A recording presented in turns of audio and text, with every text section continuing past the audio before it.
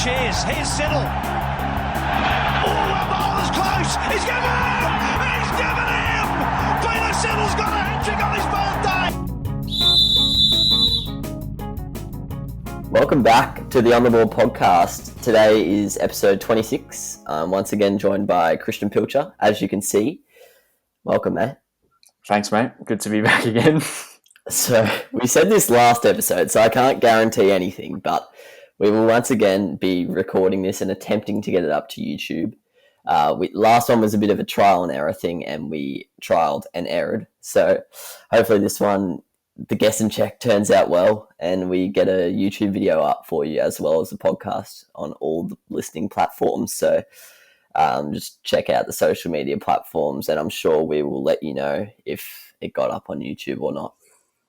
Otherwise, we'll just have to try again another day. So today, it's a bit of a more relaxed, informal chat. It's not an interview, nothing like that, but we're just going to be chatting about the world of sport. There's a lot more going on at the moment, as there was maybe a month ago. A lot of sports are back.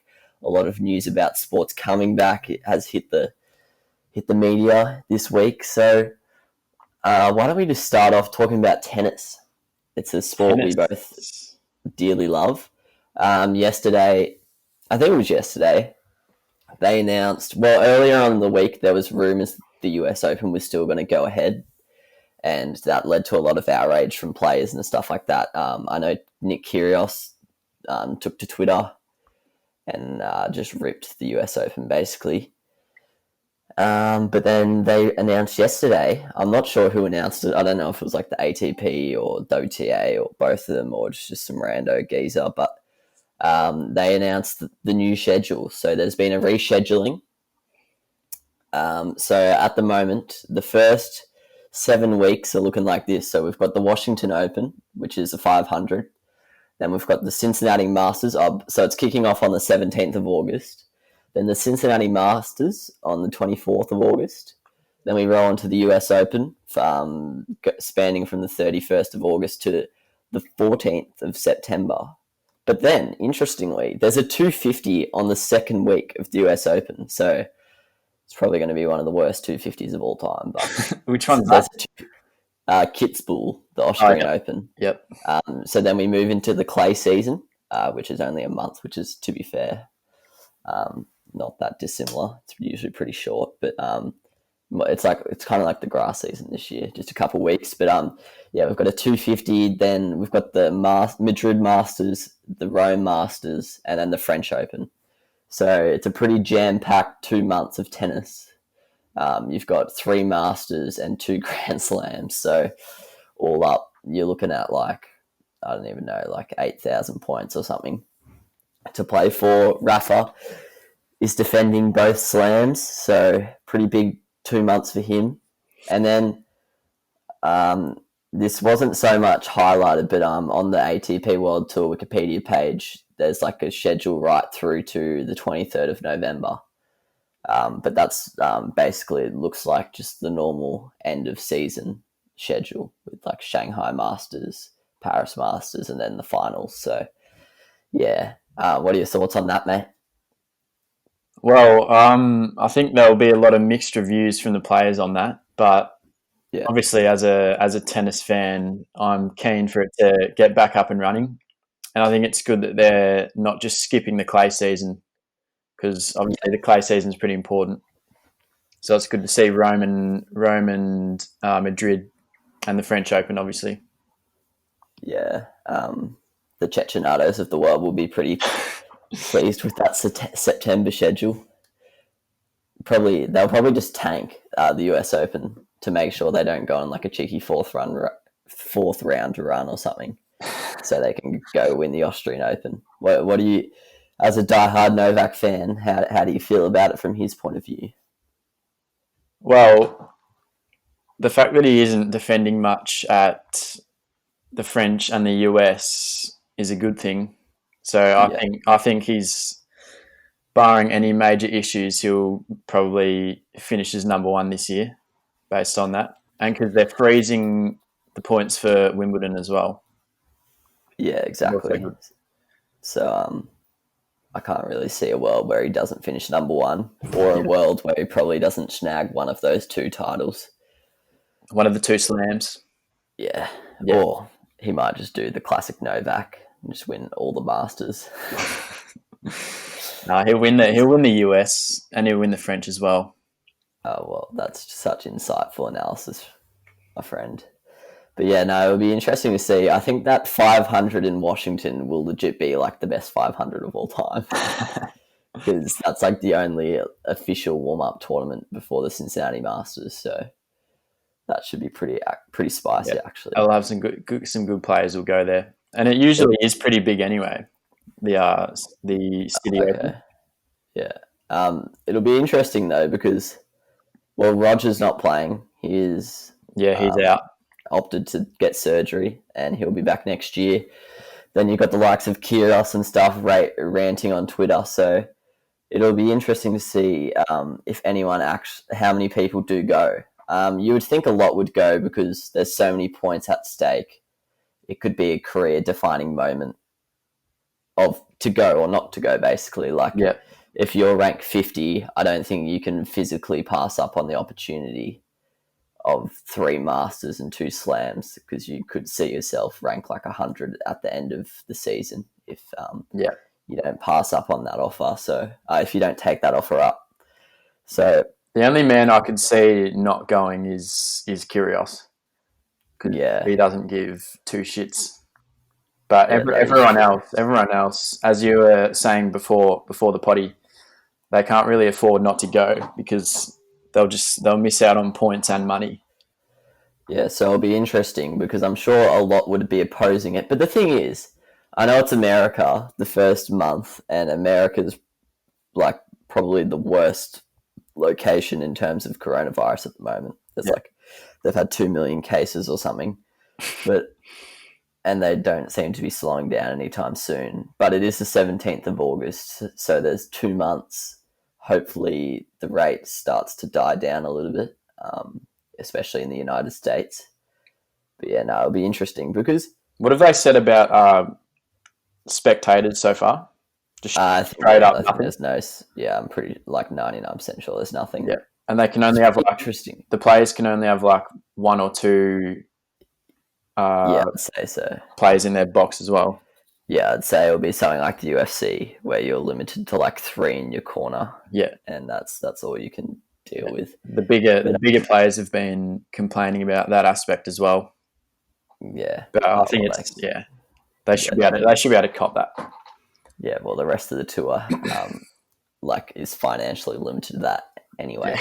Yeah. It's pretty weird though because the first 4 countries they're going to were genuine COVID hotspots. They're going to the United States, then Spain, then Italy, and then apart from France, then after that they go to China. So I know it's just the way the tennis schedule rolls, but it's pretty bizarre the countries they've chosen to go. They could have, I don't know, picked Australia. Well, we've had our summer, but could have picked somewhere where maybe there was less risk or whatever. They should just replay the Australian Open.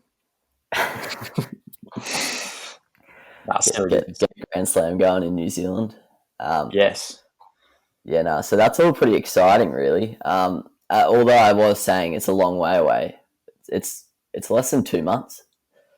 It's I'm bloody toey for it. Yeah, it's less than 60 days, I think. So that's pretty exciting.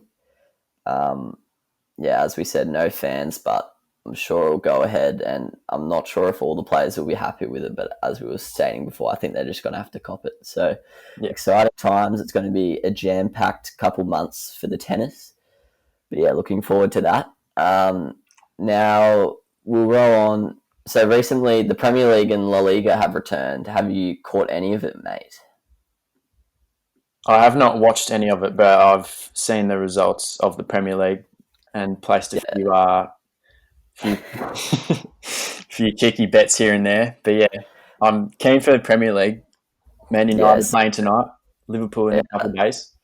Yeah, at the time of recording, there's only been 2 matches so far, but pretty interesting stuff happened in both. We had the Sheffield Villa, the goal line technology glitch where the goalkeeper blocked the cameras from like the goal line technology working basically, even though it was clearly like 30 centimeters over the line. Then we had David Luiz just being himself. David Luiz.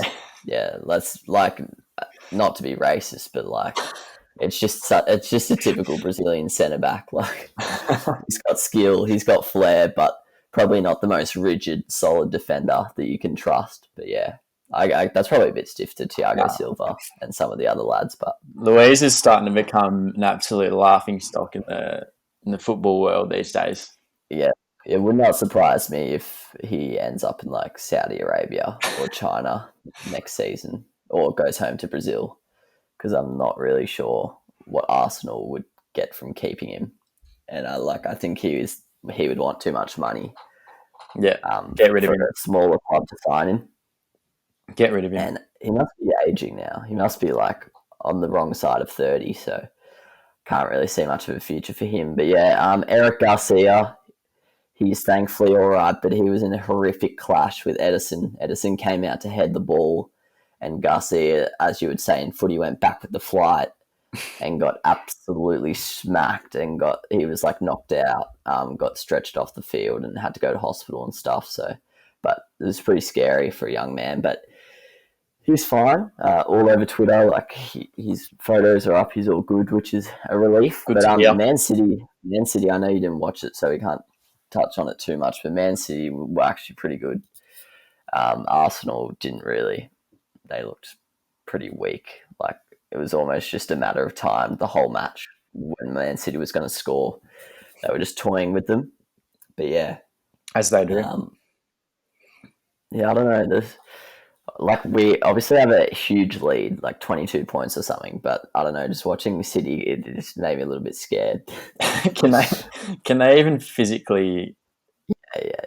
We haven't clinched. How many points do they have to drop for you to clinch it? Well, the lead's currently 22. I think if they lost yesterday and we beat Everton, I think we would have clinched it. But now it's looking more likely that we're going to win it. So I think we play Everton and Palace, but it's looking more likely that we win at the match after that. But yeah, who knows? Because it's obviously dependent on Man City's results. But yeah. And then La Liga came back. I've only caught one game so far. A lot of it, because the Prem and stuff, they're playing during the week to catch up the games. A lot of it's at because it's during the week, so they're not going to play at 12 midday. Yeah. They're going to play at night. So it's at 3 a.m., 5 a.m. for us, which isn't really watchable. So any 7 a.m.ers? I don't think so. No, I don't think so. But yeah, maybe it's to do with the turnaround. They don't want the players to have a late match. I don't know. But yeah, I don't think there's been 7 a.m.ers. Barca and Madrid have just been dispatching people. I saw Atletico scored 5 against Osasuna this morning. João Felix scored 2, but I haven't caught too much of that. It's pretty dull league actually this year. Looks like Barcelona's kind of just going to cruise in front of Real the whole way. But yeah. And then Bayern claimed the Bundesliga the other day, so congratulations to them. We were kind of teased a little bit this year with a dream title run of Leipzig or Dortmund, but once again, disappointing. Kind of it's always a little bit of a letdown when the big dog wins. Yeah, especially everyone's sick of Bayern. It's been a one-horse race. PSG and Juventus. Yeah, it's just I'm pretty sure it's their 8th in a row. I think they haven't lost since 2012 when Dortmund won it. But yeah. So that's about it in the football world, or soccer, as we say down here. But also, the Super Rugby returned. Super Rugby? Well, it's got a weird name now, like the Super Rugby Aotearoa or something, because it's just the New Zealand teams doing a little round robin thing, because Australia's not ready to go yet and South Africa's not either. So yeah, it's going to be tough for them. I don't know what they're going to do. I don't know if they have long-term plans of getting the league finished, or they're just going to split up into their own countries and just have an Australian champion, New Zealand champion, South African champion. But did you watch any of Sunday's match? I saw a couple of the results, and I watched a little bit of the Blues Hurricanes match between the Barrett brothers. It was a pretty decent match. Blues looked pretty good, and they were getting stuck into Burden when the Hurricanes scored. Yeah, that was unreal. He was just pissing himself. Yeah, he pissed himself. He loved it. And then Dan Carter was the water boy, which was a bit humorous to see. How old's Dan Carter now? Oh, he must be like 36. Yeah, he must be pretty old. Gotta be. Yeah, but no, it was weird seeing Beauden Barrett. Like, I don't watch much Super Rugby, but it's weird seeing Beauden Barrett in a different uniform. He's had 7 or 8 years at the Hurricanes, but the Blues are normally rubbish, I feel like. So it was interesting to see that they're looking at the goods this season. Yeah. I can't remember what the other match was, but I think the other match was a lot closer. The Highlanders Chiefs. There was 1 point in it. Yeah, 1 point in it, and it was close the whole way. Like the lead was switching every 5 minutes. It was a great game. Yeah. So the Crusaders must be up this week because unfortunately there's only 5 teams in New Zealand, so each week one team's got to take the bye. But I'm sure the New Zealanders are just happy to have rugby back. Big crowds as well. Yeah, it was weird seeing the masses in the stands. Yeah. It's been so long, but it's good to see. Yeah, they were getting like 20,000 plus, which is pretty rare for Super Rugby. I was saying this to my dad and my brother. Like, I do not get why New Zealand is in the Super Rugby. Like, it's just rubbish for them. Like, surely it's not financially beneficial to come to Australia and like play these rubbish teams and just get I feel like they would just be better off just throwing everything into a national competition. It used to be a lot closer though.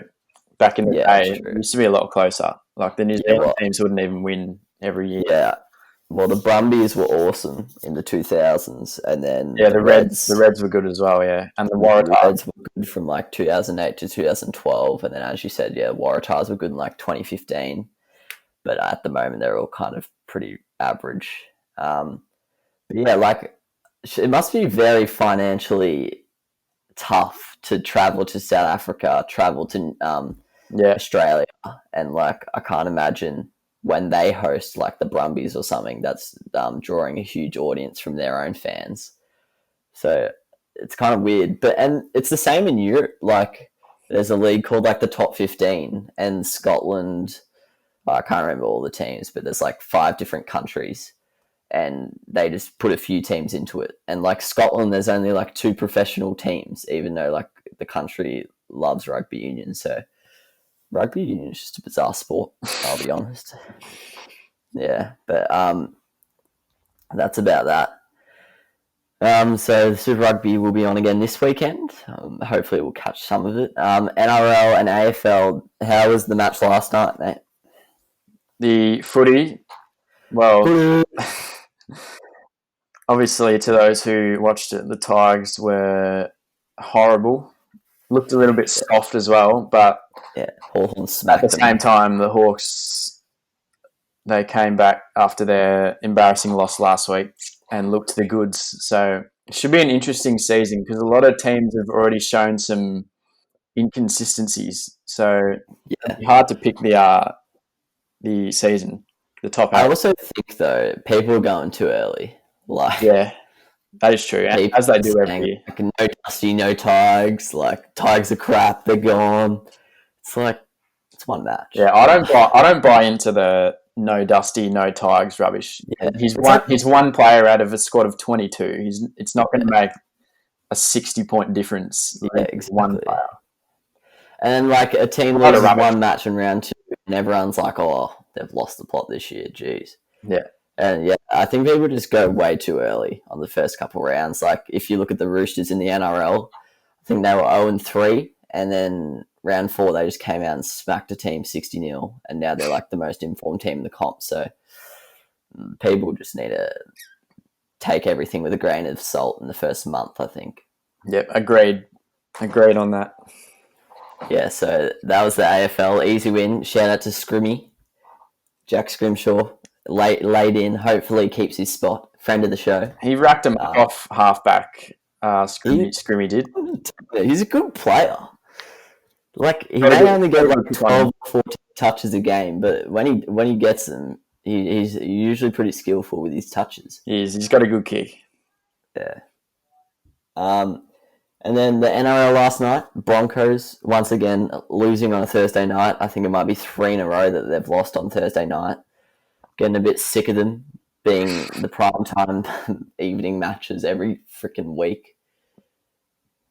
Yeah, I don't know. It's just like we know they have a lot of fans, a lot of TV audience, but just give someone else a crack. Like Jesus Christ, they're so boring to watch. Are the Broncos 0-4? They won their first 2 games before lockdown, and then they've gone 0-4 since. So worrying times. I feel bad for them though. They had like 4 or 5 injuries and suspensions at one point out of their starting 13. So, but I don't know what's going on there. There's rumors that Benji Marshall. Well, not rumors. I think some pundits and stuff have come out and said they should sign Benji Marshall from the Tigers, who's not getting a game at the moment for us, but don't really want that, to be honest. I think he should. Would the Tigers get something decent in return? Nah, there's no trades in NRL. Oh, really? That's a genuine issue in the NRL. Like AFL, not so much because you can trade draft picks and stuff. But like, I don't know how you do it because you can't have a transfer fee because there's a salary cap and stuff, so it doesn't work. But it's you can just produce a great play every year, and then they just get bought.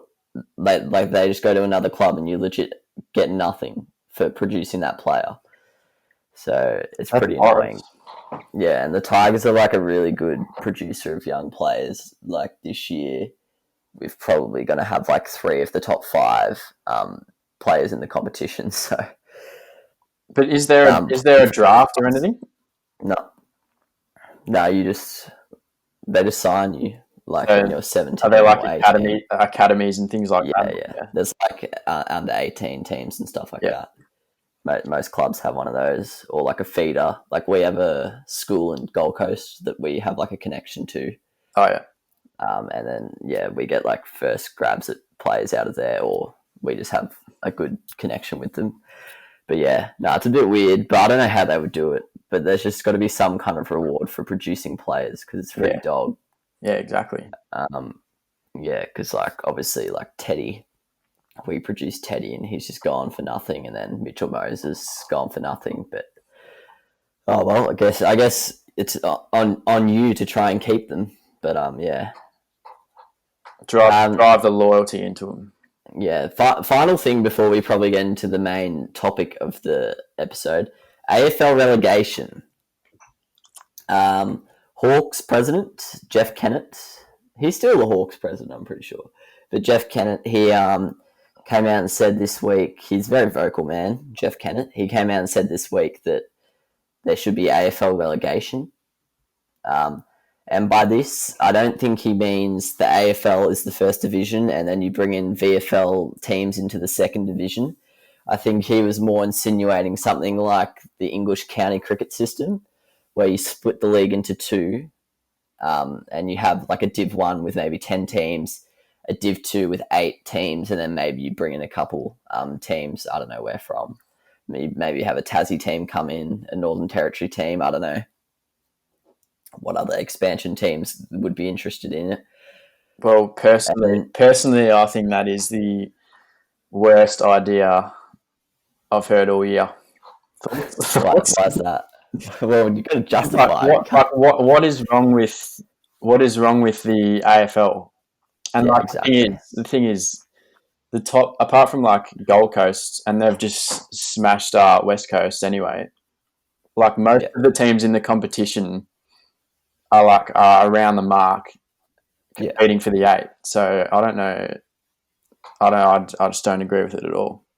Yeah, and it's there's a salary cap.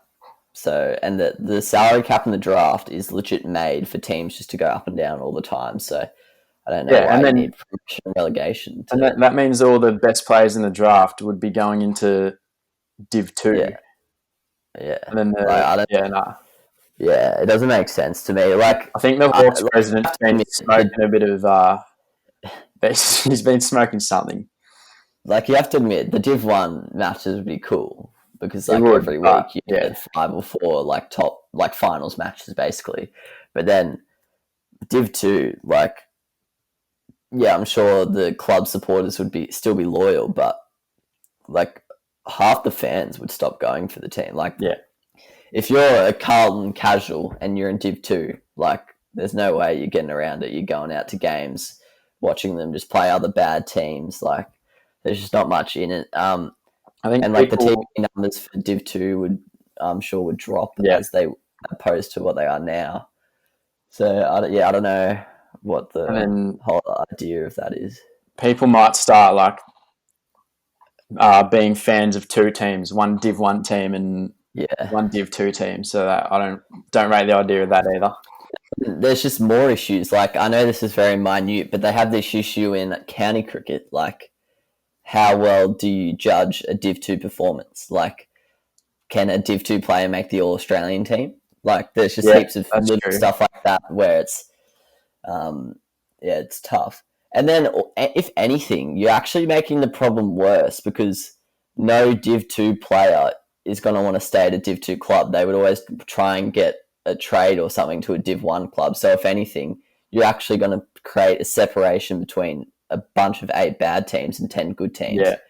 Where currently with the current system, apart from Gold Coast and maybe Carlton, but they look to be on the up in the near future, there's not really been any teams stuck down the bottom for too long. Oh, Melbourne as well, but once again, you know, they looked to be improved. Yep.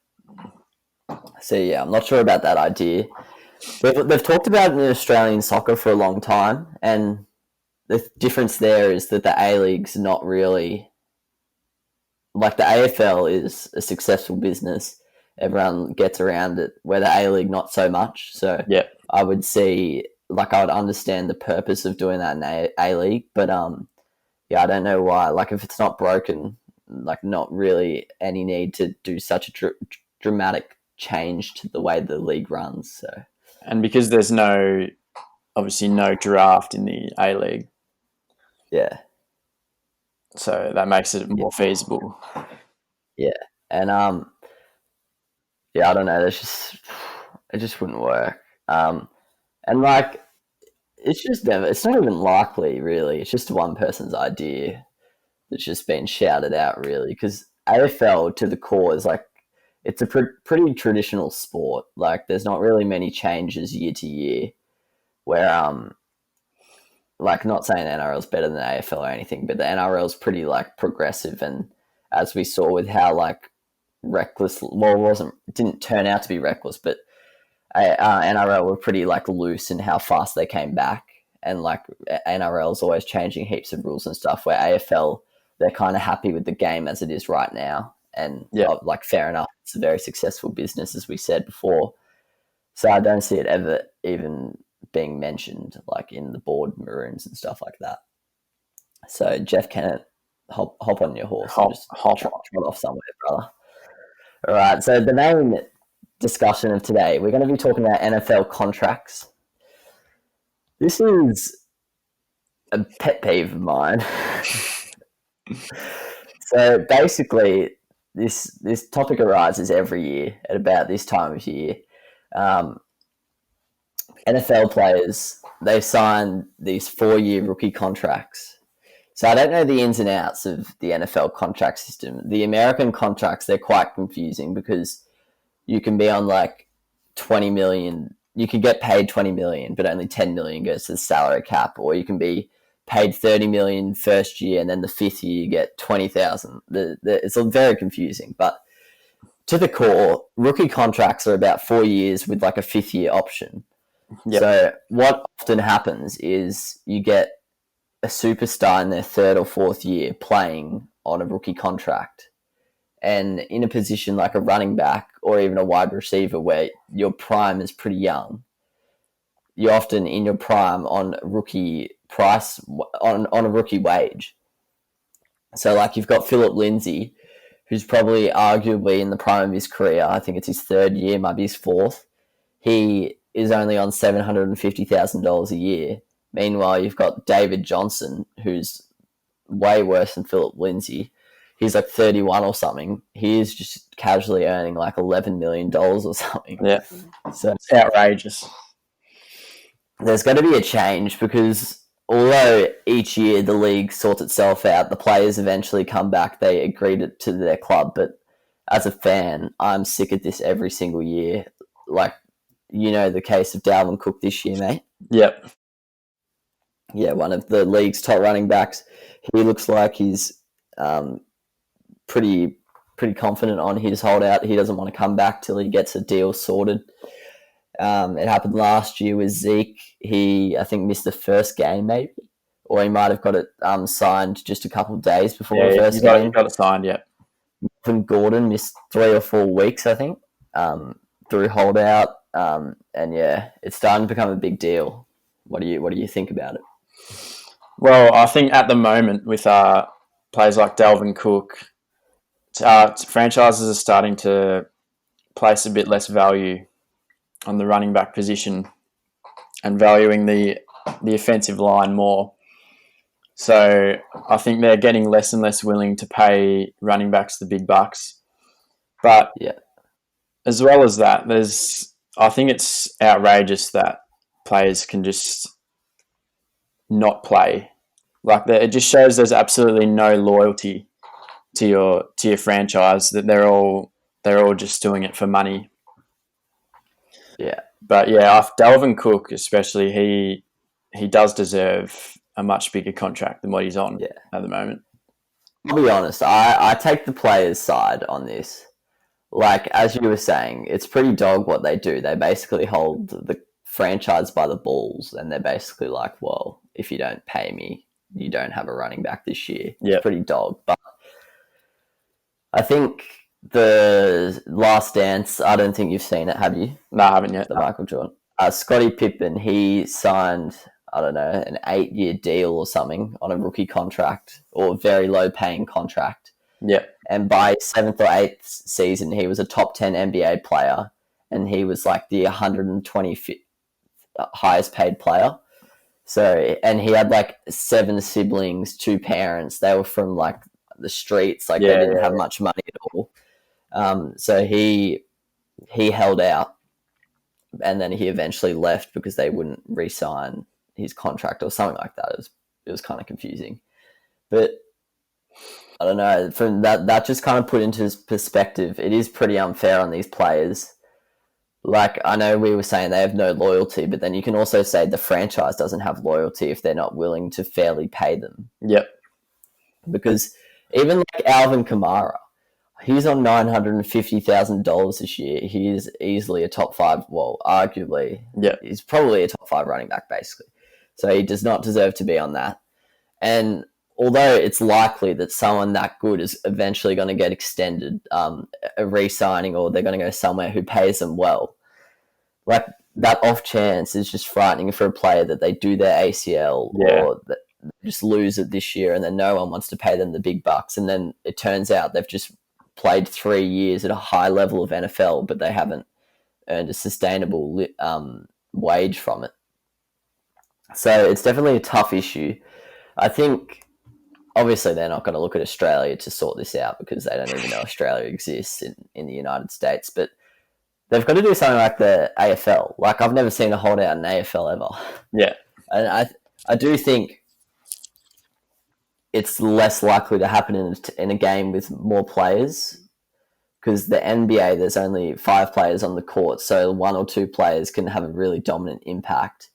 And then the NFL, like a quarterback, running back, wide receiver, they can, by them saying I'm not going to play, they can like change the game. Where if, I don't know, from Port Adelaide, if Brad Ebert goes, I'm not playing, it's like, yeah, right, sweet.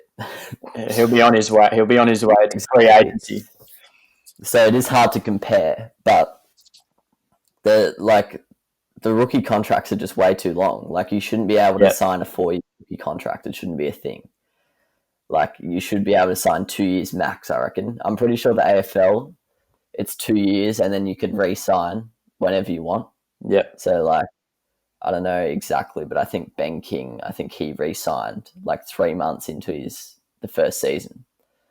But yeah, they've got to sort out something, because especially the running backs are the most affected. Quarterbacks not so much, because they play till they're 40. Yeah. Well, the good ones. So their like second, third, and fourth contracts are ridiculous, where they're earning 20 million plus a year. But even like Gardner Minshew, he might not be a starter ever again after this season, and he's rolling into this year as a $700,000 player.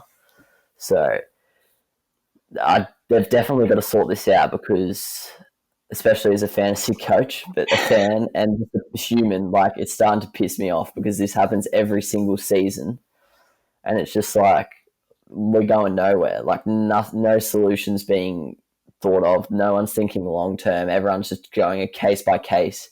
Should we pay him? Should we not? So yeah, I definitely think something has to take place. The only thing is, without being mean, like, the NFL, they're pretty like obnoxious. They're a big business. They don't really care if a player is like feeling ripped off or whatever. Yeah.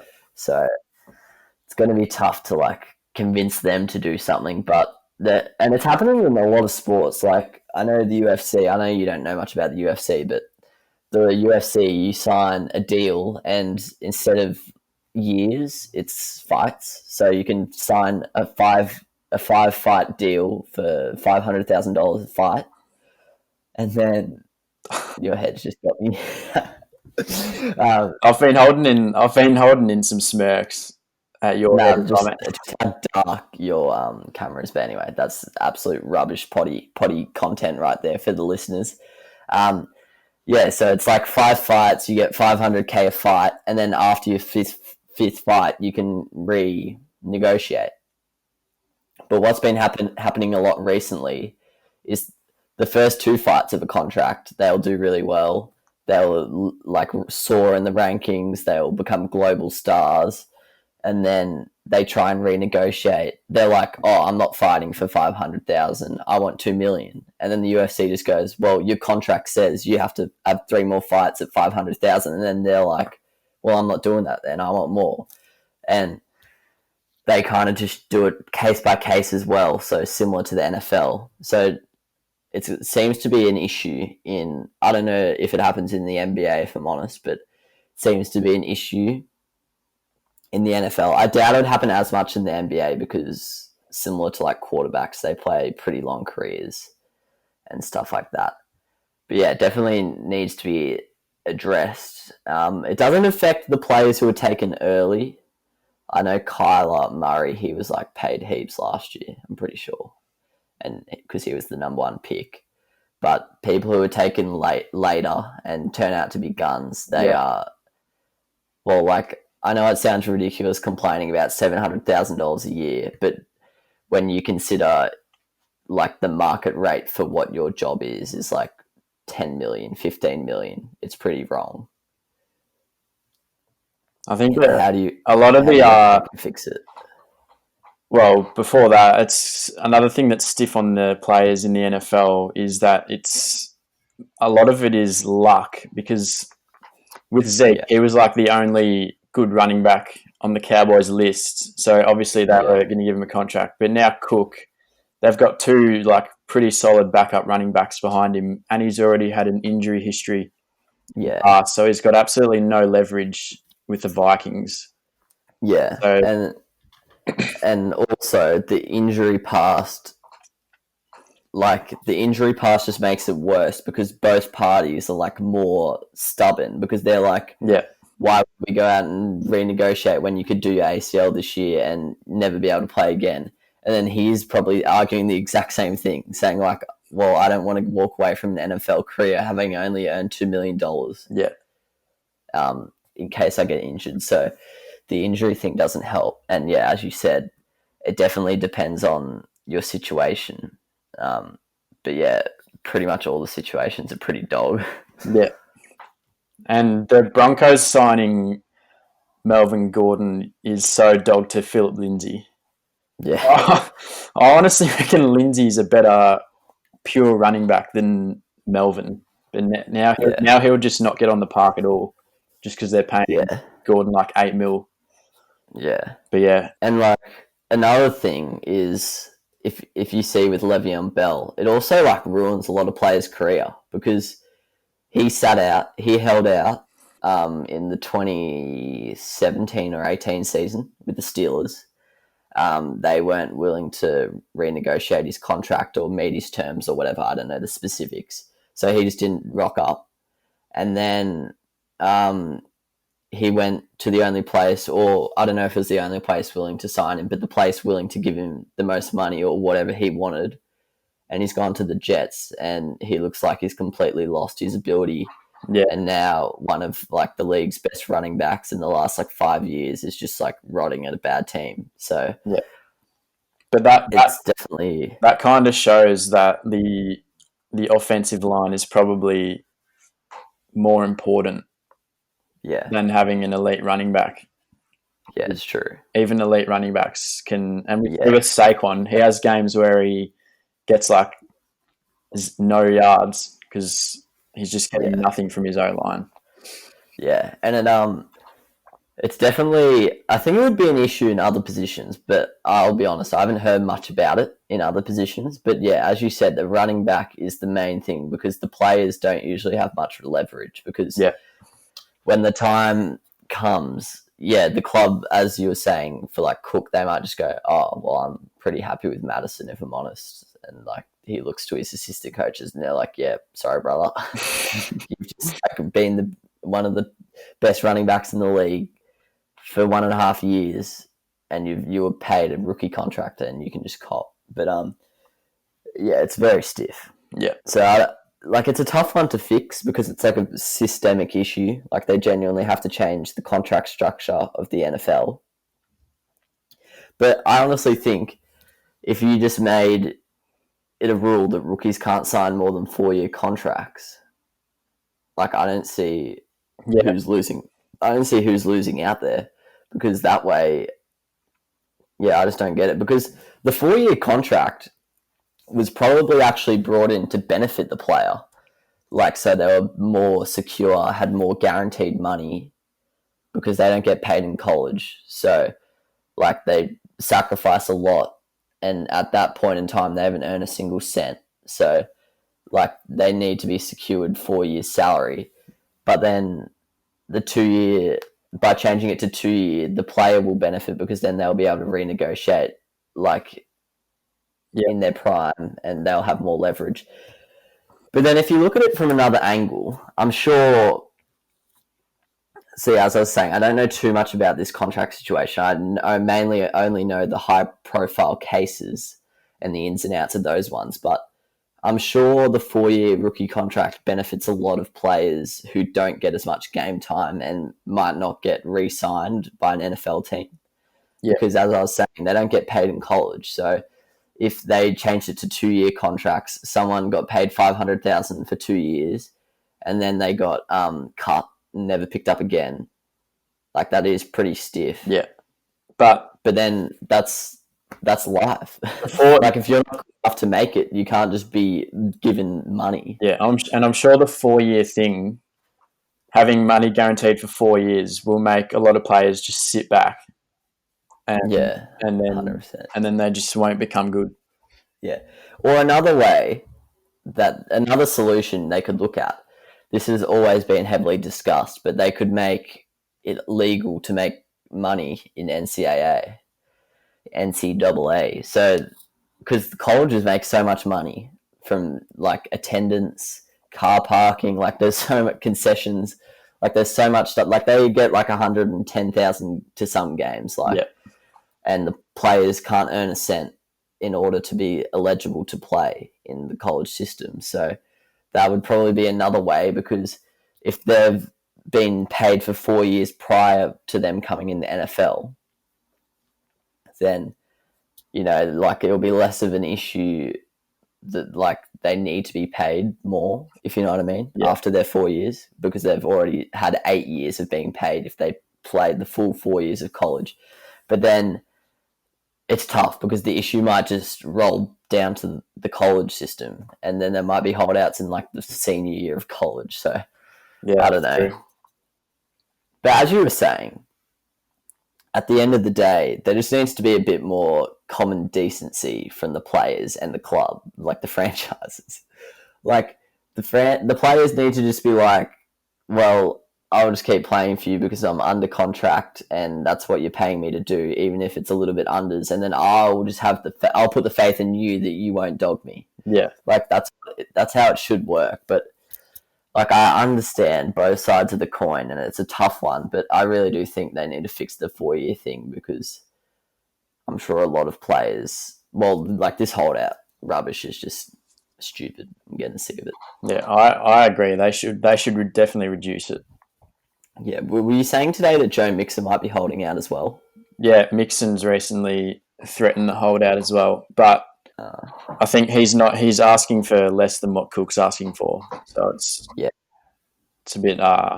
He should just get it.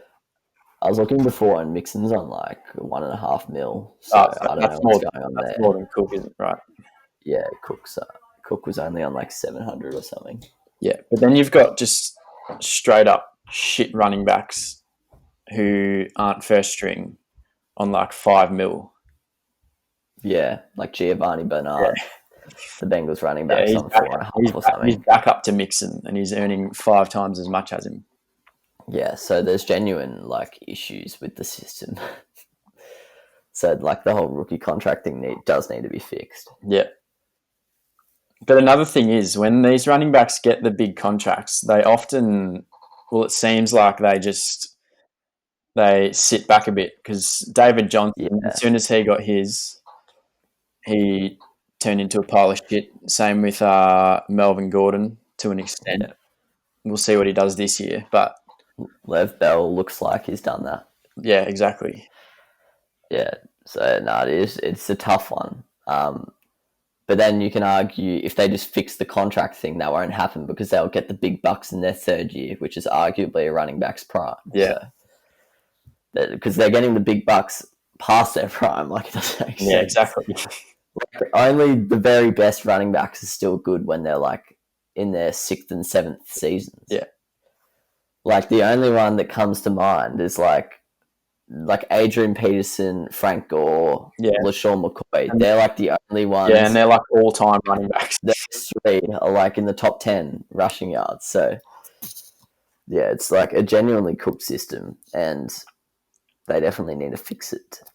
And also, another difference between Australia and USA that makes it a bit tough, a lot of these players come from nothing. So, like, they need more money to secure their family and stuff, where, like, half the AFL gets drafted from the APS. So, like, they're not really that desperate for money and stuff. But, yeah, no, it's a tough issue.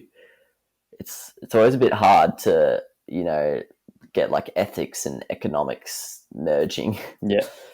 Because, like, you kind of need both sides to almost sacrifice their actual market value a little bit just to be a good bloke. But yeah, it's never going to be possible to completely satisfy both sides. Yeah, no.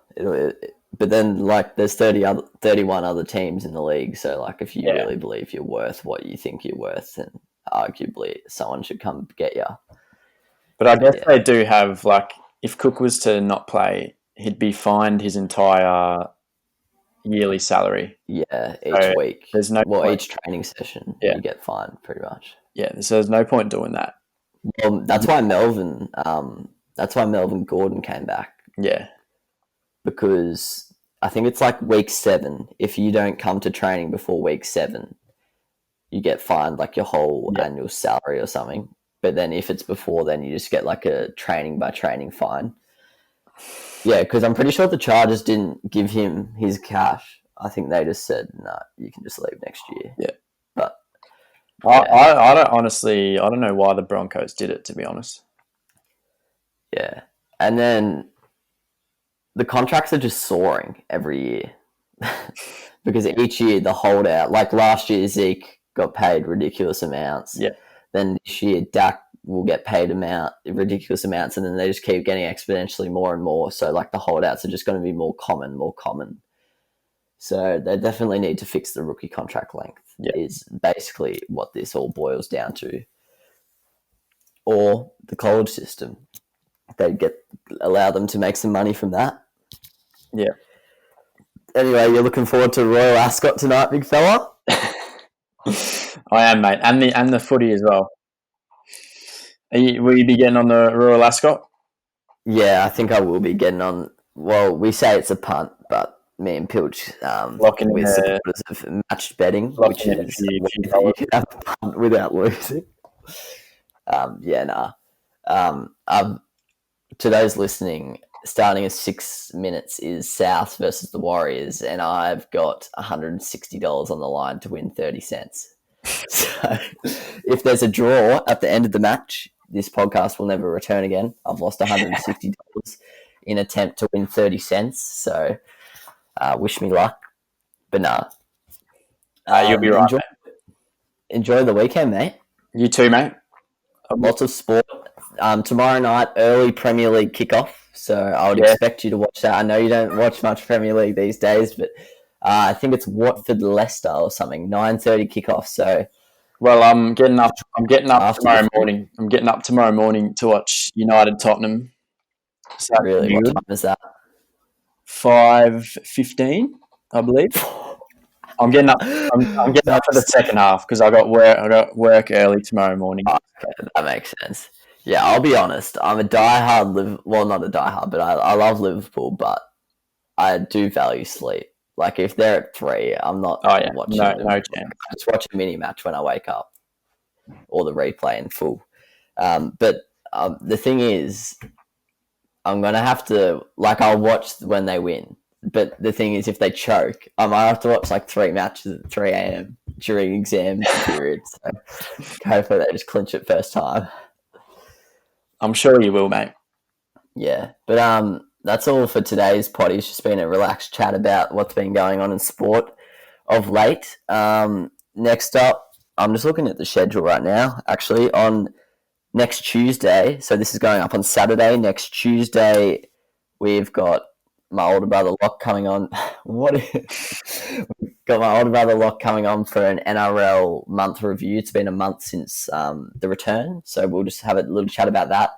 Then Thursday's episode, me, Pilch, and Rhett will be discussing our favourite sporting moments that we've played in. So lots to look forward to. Pretty exciting month ahead for the podcast game. Once I get through exams, looking to really start getting creative, just pumping out heaps. Going to be very active on social media and bet fair and bet easy. But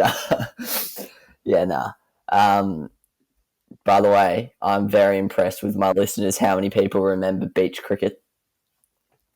It's up at like 80%, mate. I didn't realise this was a popular thing. Anyway. What are the numbers, though? 4-1? Nah, it's like 13-3. Oh, that's like solid. That. That's solid. Yeah. Anyway, so if we've made it clear, we're going to make it clear, okay? If we've made it clear on the social medias that this is up on YouTube, go give it a watch. Why not? Give it a subscribe, give it a like, give it a share, give it a comment. And then if you're just listening to us as usual on your listening platforms, chuck us a rating, chuck us a review. Just get around it. Anyway, thanks for listening. Enjoy the rest of your weekend or the week that is ahead. Thanks, Pilch. Cheers, mate.